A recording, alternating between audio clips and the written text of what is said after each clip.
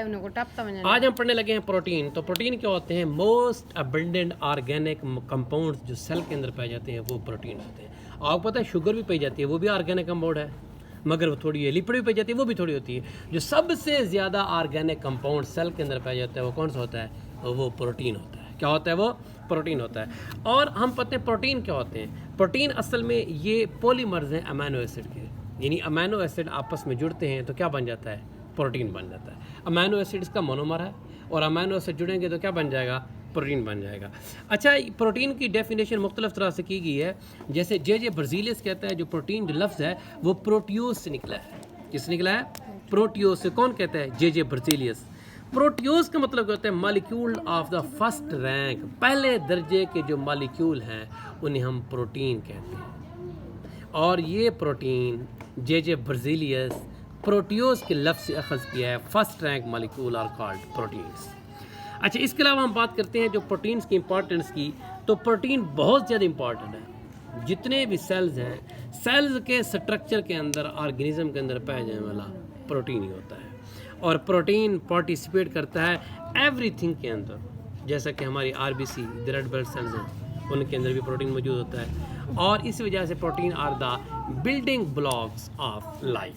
Structure of protein, protein के structure के बारे में बात करें तो प्रोटीन किस चीज़ से बने हुए हैं? अभी मैंने बताया है, अमीनो एसिड से। तो अमीनो एसिड आपस में मिलते हैं, इंटरलिंक्ड होते हैं, तो क्या बनता है? प्रोटीन बनता है। मगर एक बात ध्यान के अंदर रखें, ग्लूकोज आपस में मिलते थे तो ग्लाइकोसिडिक लिंकेज थी, और प्रोटीन आपस में मिलते हैं तो कौन सी होगी? पेप्टाइड बॉन्ड बनता है। यानी दो अमीनो एसिड के आपस में मिलने से क्या बॉन्ड बनता है? पेप्टाइड बॉन्ड बनता है। इसके अलावा बात की जाए अगर तो मुख्तलिफ किस्म के अंदर 300 से कुछ यानी से लेकर 300 अमीनो एसिड मुख्तलिफ प्रोटीन के अंदर मौजूद होते हैं। कुछ के अंदर 5 अमीनो एसिड, कुछ के अंदर 10, यानी 3000 अमीनो एसिड से बनने वाली भी प्रोटीन क्या होती हैं? मौजूद होती हैं। जैसा कि इंसुलिन की बात की जाए तो इंसुलिन के अंदर 51 अमीनो एसिड मौजूद होते हैं। इंसुलिन के जो प्रोटीन होती है इस मॉलिक्यूल के अंदर। इस तरह हीमोग्लोबिन का जो मॉलिक्यूल होता है जो आपके आरबीसी के अंदर पाया जाता है, उसके अंदर 574 अमीनो एसिड मौजूद होते हैं। हीमोग्लोबिन के अंदर 576 और इंसुलिन के अंदर 51 अमीनो एसिड मौजूद होते हैं। समय लगी या नहीं लगी? इसके अलावा अमीनो एसिड की स्ट्रक्चर की बात करें, अमीनो एसिड क्या होता है? आप अमीनो एसिड की सिंपल है, अमीनो एसिड के दरमियान में एक कार्बन होती है जिसे हम अल्फा कार्बन कहते हैं। क्या कहते हैं? देखो ये आपको नजर आ रही है, कौन सी है? अल्फा कार्बन है। अल्फा कार्बन के एक तरफ अमीनो ग्रुप है Na2 है और दूसरी तरफ हाइड्रोक्सिल ग्रुप है COOH, और उसके ये कार्बोक्सिल ग्रुप है, और एक तरफ उसका हाइड्रोजन एटम होता है और दूसरी तरफ भी उसका क्या होता है?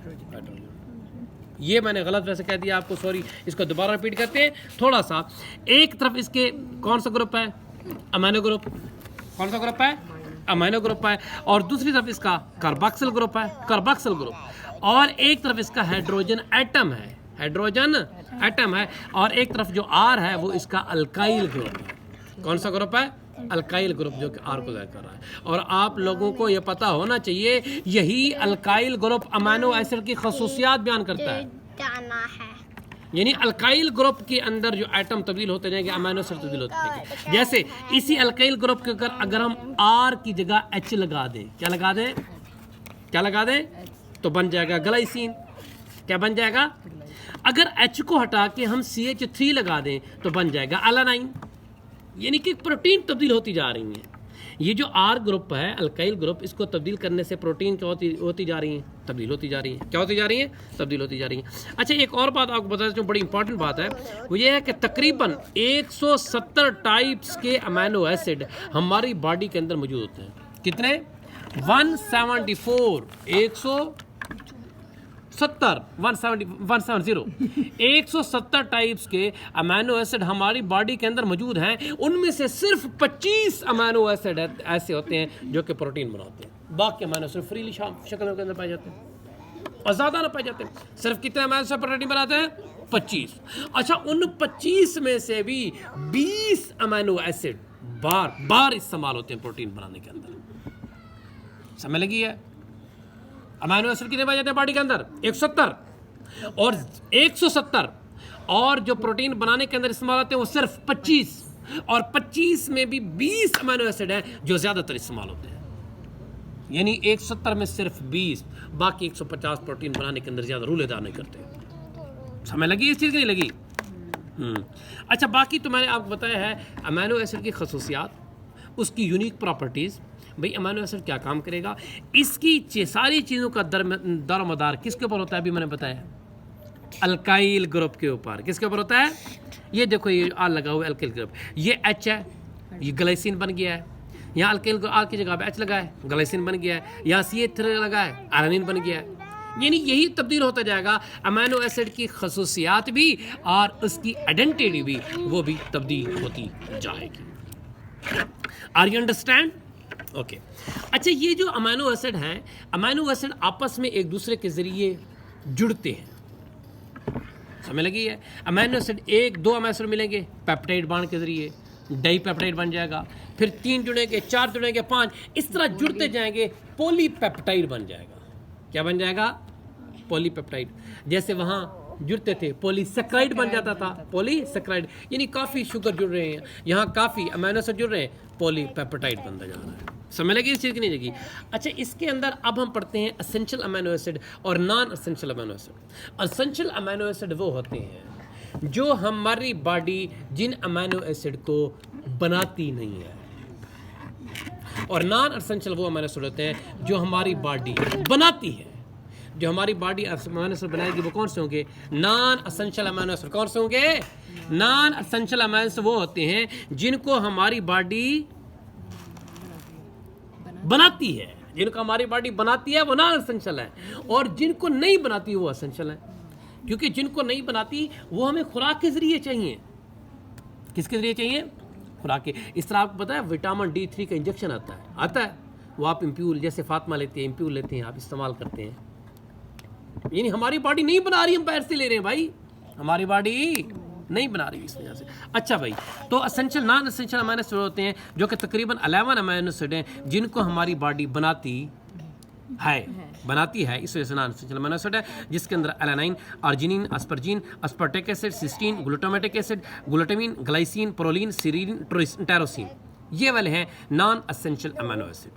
समझ लगी है? और बाकी जो बचने वाले 9 अमीनो एसिड है, क्योंकि 20 इस्तेमाल होते हैं, बाकी जो बचने वाले 9 अमीनो एसिड है वो अमीनो एसिड कहलाते हैं एसेंशियल अमीनो एसिड, क्योंकि हमारी बॉडी उसे बनाती नहीं है, इस तरह से क्या कहलाते हैं? Essential amino acid. अच्छा, ये एसेंशियल अमीनो एसिड क्योंकि हमारी बॉडी नहीं बना रही, तो हम लोग ये खुराक से ले रहे हैं। किससे ले रहे होते?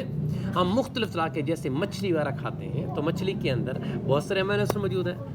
इस तरह कॉड, लिवर ऑयल और दूसरे काफ़ी तेल वगैरह पीते हैं, उनके अंदर भी अमीनो एसिड मौजूद होते हैं। तो अमीनो एसिड, ये बाकी जो अमीनो एसिड है जो हमारी बॉडी नहीं बनाती, हम बाहर की खुराक हासिल करते हैं, तो खुराक का चुनाव करते हैं ताकि वो अमीनो एसिड मिल सके।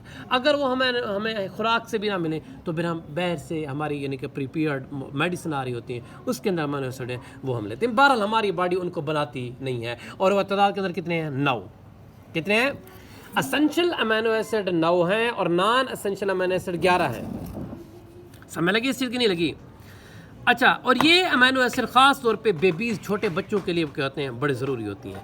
अच्छा, ये मैंने पेप्टाइड बॉन्ड तो बताया है कि 2 जब अमीनो एसिड मिलेंगे उनके दरमियान बॉन्ड बनेगा, वो क्या होगा? पेप्टाइड बॉन्ड होगा।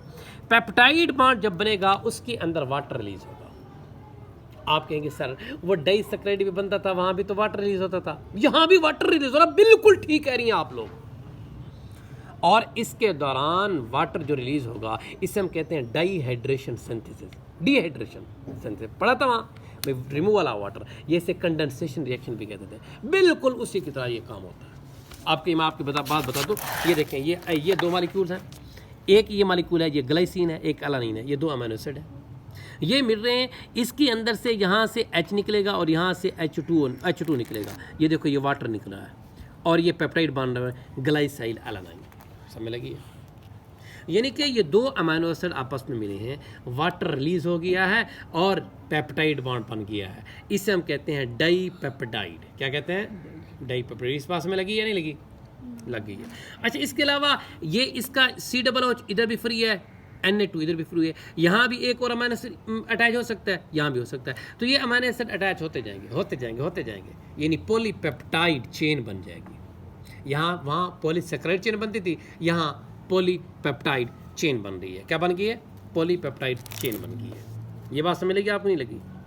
अच्छा, ये जो पॉलीपेप्टाइड चेन होती हैं ये मुख्तलिफ तरह के प्रोटीन के मालिक्यूल के अंदर मुख्तलिफ होती हैं। जैसा कि इंसुलिन की बात की जाए तो इंसुलिन का जो प्रोटीन का मालिक्यूल होता है उसके अंदर 2 पॉलीपेप्टाइड चेन होती हैं। कितनी होती हैं? 2 पॉलीपेप्टाइड चेन। इंसुलिन के मालिक्यूल के अंदर अमीनो एसिड की तरह कितने होते हैं? अभी मैंने बताएं 51, 51 कितनी होती है? 51। और जो दूसरा था मैंने बताया था आपको हीमोग्लोबिन, उसके अंदर प्रोटीन के अंदर है 576 कितनी होती है?